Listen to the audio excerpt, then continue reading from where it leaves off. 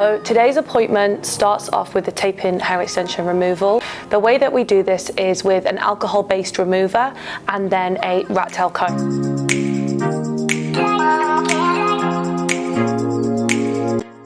Hi guys, my name is Sam Hines and welcome back to my YouTube channel. So to start, I saturate the tape-in hair extension with the remover, and then I'll go in with my rat tail comb and just pry open that tape. If at any point I feel like I'm having difficulty doing this, that's when I'll go in and resaturate with that alcohol-based remover. It's really important that you saturate fully. You never want to feel like you're pulling or tugging on the natural hair, because what you're going to notice with any sort of hair extension removal is some damage can occur if that removal is done not right, or if you've not saturated that extension enough. Once I've saturated and it's coming away easily, just peel it off away from the natural hair, and then with my thumbs I'll just gently remove any hair that is left on the tape-in extension underneath. I'll then slide this out, resaturate the natural hair, and then just go in with my comb and comb out any of that natural hair shed. A really good tip that I have for tape-in hair extension removals is to work from the nape and then work your way up. The reason that I do this is because if I'm doing a maintenance appointment, I like to keep all of my sections organized. So starting at the nape, I'll then bundle those nape rows together, and then that way when I go to retape them, I know exactly where I took them out from. Then that way when I put them back in the hair, I don't have to do any extra cutting or blending. This works really well if that client has a bob or a really heavily layered haircut. We never want to put in the pieces back in the wrong place, because then what you're going to find is you'll have a lot of shorter and longer pieces, and you'll end up having to remove a lot of that length. So then your client will go from having 20-inch extensions to maybe 18. So I always try and group everything together as I remove, so then that way if it is a maintenance appointment and I'm putting it back in, I know exactly where that tape-in extension has come out from. My client today is doing her color, so I actually am going to start with the color. The great thing about the alcohol-based remover is that it dries down really quickly. So as long as I've got all of that adhesive out of the hair, I'm able to color on top of that without any problems. That's one reason why I also get the client to come in with clean hair, because I never want to have to clean the hair again in between the removal and the color. So to start, I'm going to go in with my highlights. I'm doing a combination of baby lights and also some teasy lights, because I really want to take my client as bright as possible. I am going in with a really low developer because her hair is very fragile. We actually have grown it out really well through the use of tape-ins. When she first came to me, her hair was very damaged, very broken, and heavily bleach and colored damaged. So it is within my best interest to really try and keep the hair in as healthy condition as possible, because we have put in so much work getting it to that length and thickness that it's at today.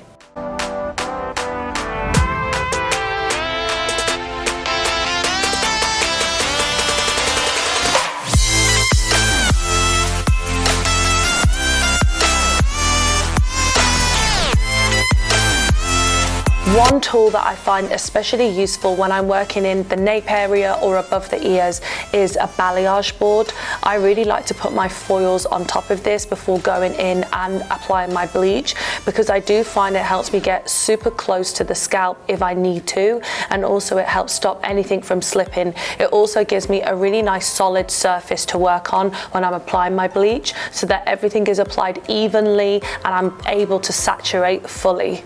Once everything has been applied, I'll then wait for it to develop. I will begin to pull the foils as I go, because there are some foils that will develop a little bit sooner rather than others. That way I do like to pull them so that I'm not over processing any area of the head.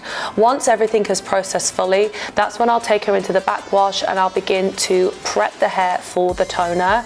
I love to do a clarifier shampoo. It really helps to take all of that buildup out of the hair, any of that bleach, also any adhesive. Maybe there are areas that I've missed. It will just really fully give me a totally clean canvas to go in and tone.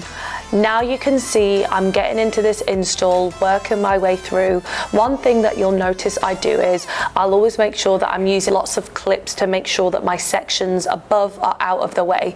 I really like the Framer big bite clips and also the Framer tight tension clips. I feel like these work really, really well. Another tool that I use is the Bellami Pro Press. This is what I use once I've applied those tapes. I'll use that Pro Press to really make sure that I'm sealing that tape and locking that tape into place. You'll notice that with my Bellami tapes, I don't need to use any sort of heat to activate the adhesive. This is a totally heat-free install.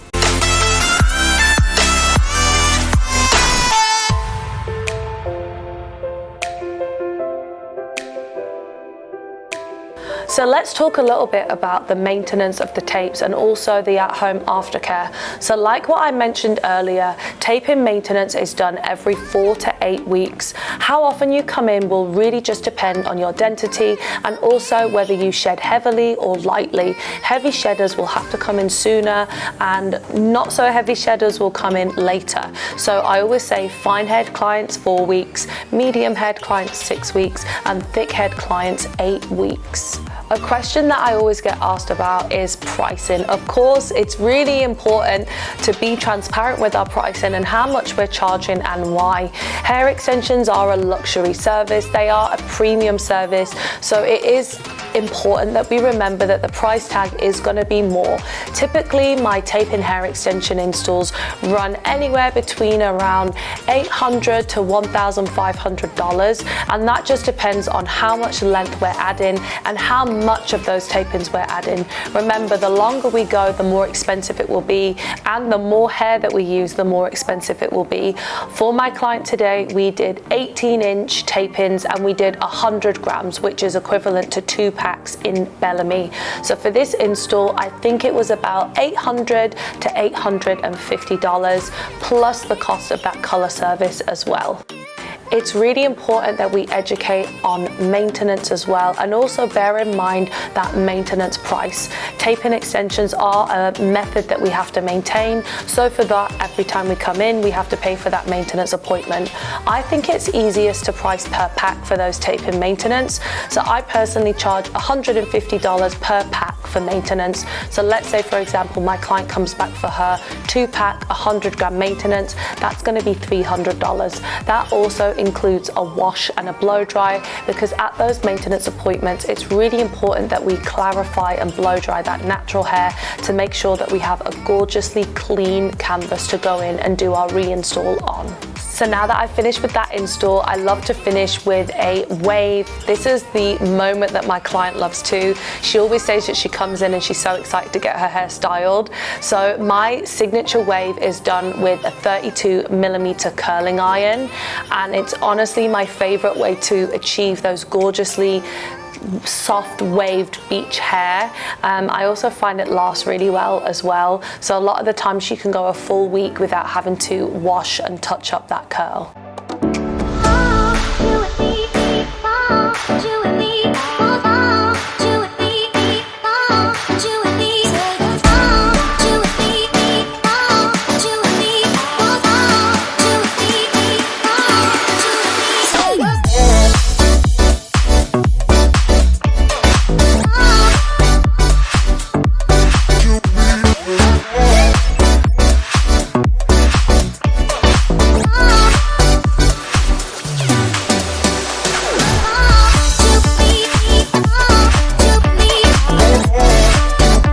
Thank you so much for watching. I really appreciate you guys being here. I love curating these longer videos that are way more detailed and really get into those installs. Please don't forget to hit that like and subscribe button and be on the lookout for another subscriber giveaway.